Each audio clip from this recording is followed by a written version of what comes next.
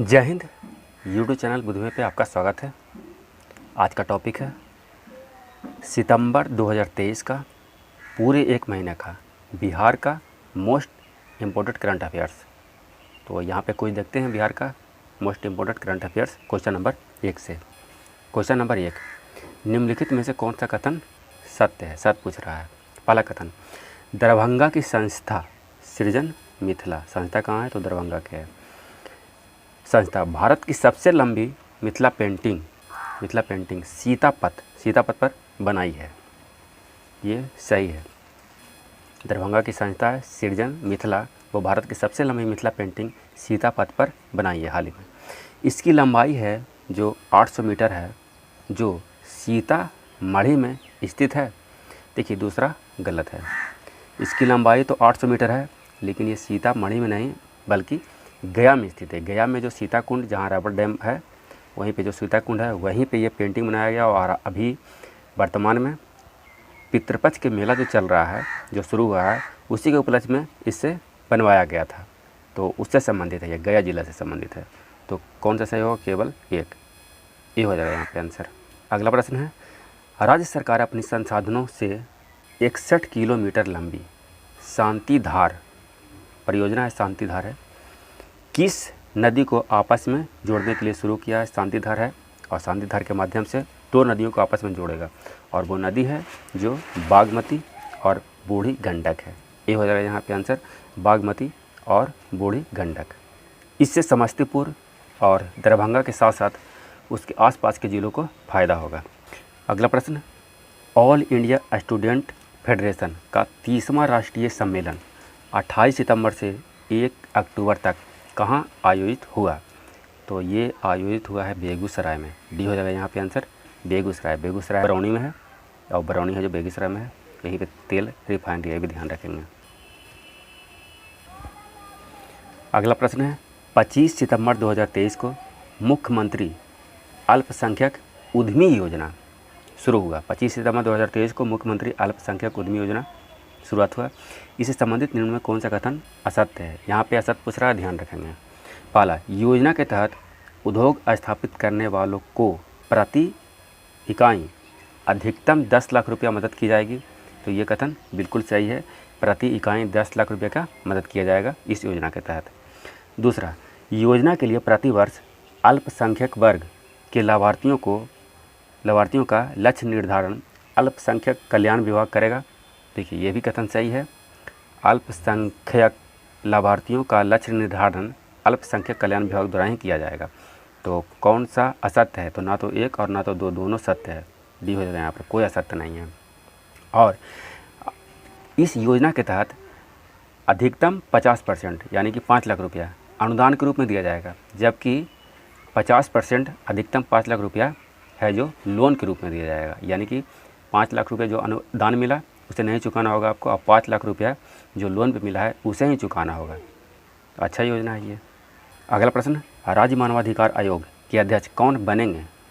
ये बनेंगे अनंत मनोहर बदर। बी हो जाएगा यहाँ पे आंसर, अनंत मनोहर बदर। जबकि असौम्या देवी ये महिला आयोग के अध्यक्ष बने हैं, राज्य महिला आयोग के अध्यक्ष बने हैं। अगला प्रश्न है, G20 सम्मेलन में नालंदा विश्वविद्यालय चर्चा में रहा। इसकी स्थापना किन्होंने करवाए थे? नालंदा विश्वविद्यालय की स्थापना गुप्त वंश के शासक कुमार गुप्त प्रथम ने करवाए थे। सी हो जाएगा इसका आंसर। और इनका कार्यकाल 450 से 470 ईस्वी तक था, और इसी समय नालंदा विश्वविद्यालय का स्थापना इन्होंने करवाए थे।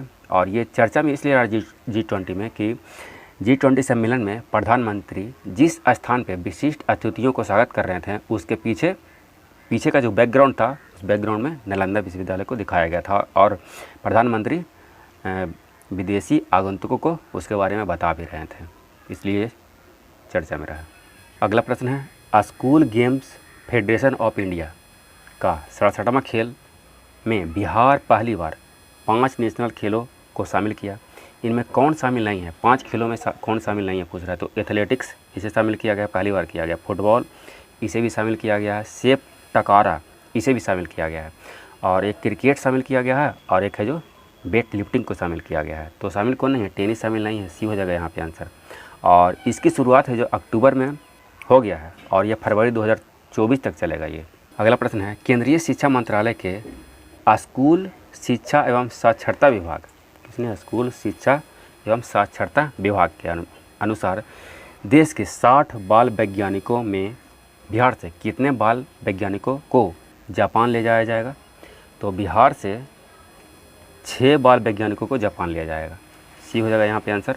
और ये सभी बाल वैज्ञानिक हैं जो 11वीं और 12वीं के छात्र एवं छात्राएँ हैं और इसमें से सरकारी स्कूल से भी कुछ छात्र हैं। तो 6 हो जाएगा यहाँ पर सी। अगला प्रश्न है, जल जीवन हरियाली मिशन से संबंधित निम्न में कौन सा कथन असत्य है? यहाँ पे असत्य पूछ रहा है, ध्यान रखेंगे। बिहार में इसका विस्तार 2024-25 तक किया गया है, तो ये तो सही है। इसका विस्तार 2024-25 तक कर दिया गया 23 में। इसके लिए 35 करोड़ रुपए की मदद पर सहमति नाबार्ड के साथ बनी है, यानी कि नाबार्ड है जो 35 करोड़ रुपये इसमें सहायता देगा, तो ये भी सही है। इससे वर्ष भर रोजगार की सुविधा होगी, इससे वर्ष भर रोजगार की सुविधा होगी, ये गलत है। सी यहाँ पे आंसर भी हो जाएगा क्योंकि असत पूछ रहा है।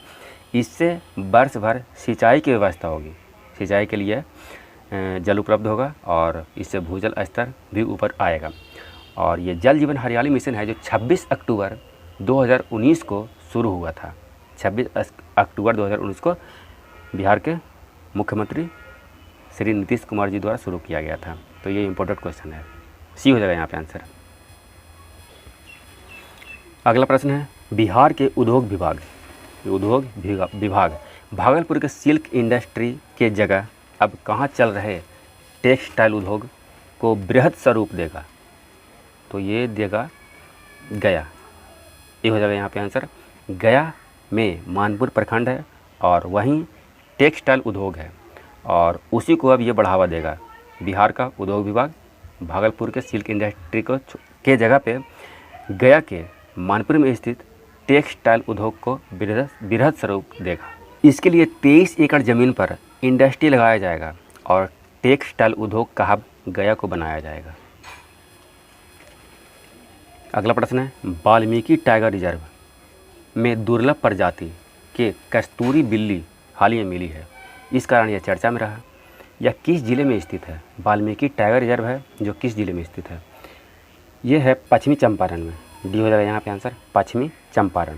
इसका वैज्ञानिक नाम एशियन पाम सिवेट है और इसके मांस से निकले तेल का इस्तेमाल चर्म रोग में किया जाता है और विदेशों में इसका ज़बरदस्त मांग है, इसलिए ये दुर्लभ हो गया, बहुत कम मिलता है। तो वीटीआर वाल्मीकि टाइगर रिजर्व कहाँ है? तो बिहार के पश्चिम चंपारण जिले में स्थित है। डी हो जाएगा यहाँ पे आंसर। और यह एकमात्र टाइगर रिजर्व भी है।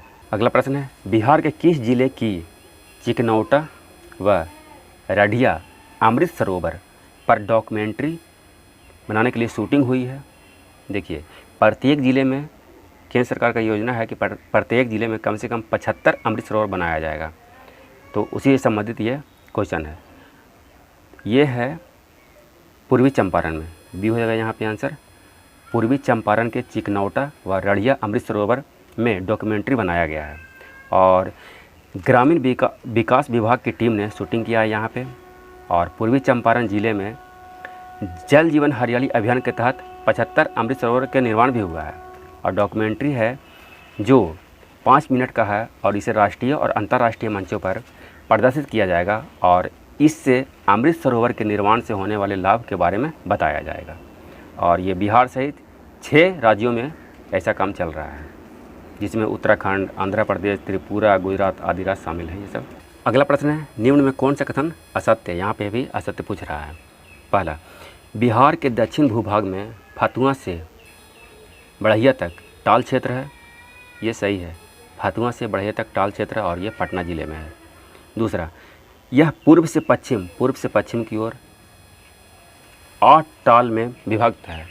देखिए, ये गलत है, 8 नहीं, ये 7 टालों में विभक्त है। आंसर तो बी ही हो जाएगा। आगे देखते हैं। इसका कुल भूभाग 1062 वर्ग किलोमीटर है, तो ये भी सही है। इसका कुल भूभाग है जो 1062 वर्ग किलोमीटर है और 7 टालों में, जिसमें बढ़ैया टाल, सिंधौला टाल, बख्तियारपुर टाल, मोकामा टाल, मोर टाल, बाट टाल एवं फतुआ टाल ये आता है, तो यहाँ पे बी हो जाएगा आंसर इसका। अगला प्रश्न है, जल संचयन के लिए पटना में कितना चेक डैम बनाया जाएगा? चेक डैम बनाया जाएगा 21। बी हो जाएगा यहाँ पे आंसर। 21 चेक डैम बनाया जाएगा पटना में, जिसमें से मनरेगा के माध्यम से 18 और कृषि विभाग के माध्यम से 3 चेक डैम को निर्माण किया जाएगा। अगला प्रश्न है, बिहार का पहला साइबर फॉरेंसिक लैब की स्थापना FSL फॉरेंसिक साइंस लैब के तर्ज पर आर्थिक अपराध इकाई में कहाँ स्थापित किया जाएगा? आर्थिक अपराध इकाई में स्थापित किया जाएगा, ये पटना में किया जाएगा। बी हो जाएगा यहाँ पे आंसर पटना। अगला प्रश्न, निम्न में कौन सा कथन सत्य है? यहाँ भी सत्य कथन देखना है। पहला कथन, सिक्की कला बिहार के मिथिलांचल के प्रमुख कला है। ये तो सही है, सिक्की कला है जो बिहार के मिथिलांचल का प्रमुख कला है। इसमें सिक्की घास का उपयोग कर सजावटी वस्तुओं का निर्माण किया जाता है। तो इसमें सिक्की घास का उपयोग करके सजावट की वस्तु का निर्माण भी किया जाता है। 1 और 2 दोनों सही है, सी हो जाएगा यहाँ पे आंसर, 1 और 2 दोनों।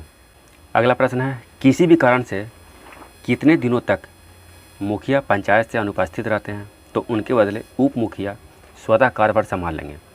ये 30 दिनों तक। बी हो जाएगा यहाँ पे आंसर। इसमें हाल ही में संशोधन किया गया क्योंकि पहले 60 दिनों तक था, जिसे कम करके अब 30 दिन कर दिया गया है। और इसके बाद जैसे ही मुखिया कार्यभार संभालेंगे वैसे ही उप मुखिया का भी कार्यकाल स्वतः समाप्त हो जाएगा। बी हो जाएगा यहाँ पे आंसर। अगला प्रश्न है, संगीत नाटक अकादमी अमृत अवार्ड 2022 से बिहार के 4 कलाकारों को सम्मानित किया गया। इनमें कौन शामिल नहीं है? तो शामिल कौन कौन है वो देख लें। गणेश प्रसाद सिन्हा शामिल हैं, पंडित रघुवीर मलिक ये भी शामिल है, और भरत सिंह भारती ये भी शामिल है। भरत होगा, भा नहीं होगा, भरत सिंह भारती। और एक हैं जो सुमन कुमार शामिल है, 4 हैं। विनीत कुमार शामिल नहीं है, बी हो जाएगा यहाँ पे आंसर। अगला प्रश्न है, वित्तीय वर्ष 2022-23 में MSME उद्यम मंत्रालय ने आत्मनिर्भर भारत के लिए 5 मानकों का अध्ययन सभी जिलों में किया है। बिहार सभी जिलों में किया है। राज्य के आर्थिक विकास के मामले में प्रथम स्थान पर कौन सा जिला है? राज्य के आर्थिक विकास के मामले में प्रथम स्थान पर पटना जिला है, ये हो जाएगा यहाँ पे आंसर। वहीं दूसरे स्थान पे गया जिला है।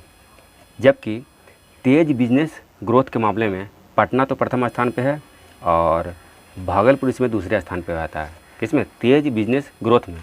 और जबकि आर्थिक विकास के मामले में भी पटना पहले स्थान पे है, यहाँ पे गया दूसरे स्थान पे हो जाता है।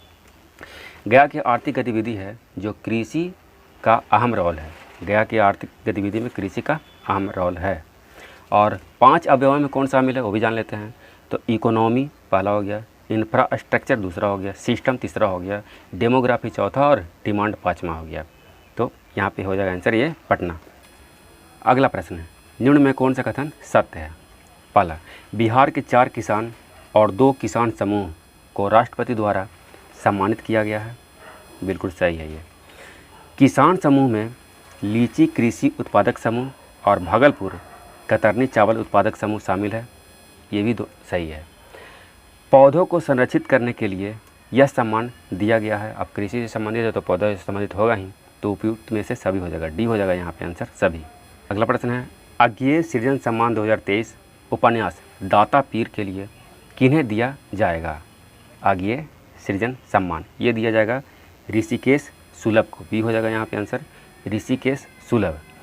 अभय कुमार यहाँ पे इम्पोर्टेंट है, वो जान लेते हैं। हाजीपुर के अभय कुमार ने 1 मिनट में 91 देशों के पासपोर्ट को प्रतीक चिन्ह से पहचान कर अपना नाम Guinness book of world record में दर्ज करवाए हैं। 1 मिनट में 91 देशों का पासपोर्ट को प्रतीक चिन्ह से पहचाने हैं। अगला प्रश्न है, भारतीय संविधान 2025 से मैथिली व संस्कृत भाषा में भी उपलब्ध होगी। इससे संबंधित निम्न में कौन सा कथन सत्य है? पहला कथन, मैथिली भाषा को संविधान की 8वीं सूची में शामिल किया गया है। बिल्कुल शामिल किया गया है। 8वीं सूची में अभी वर्तमान में 22 भाषा शामिल है।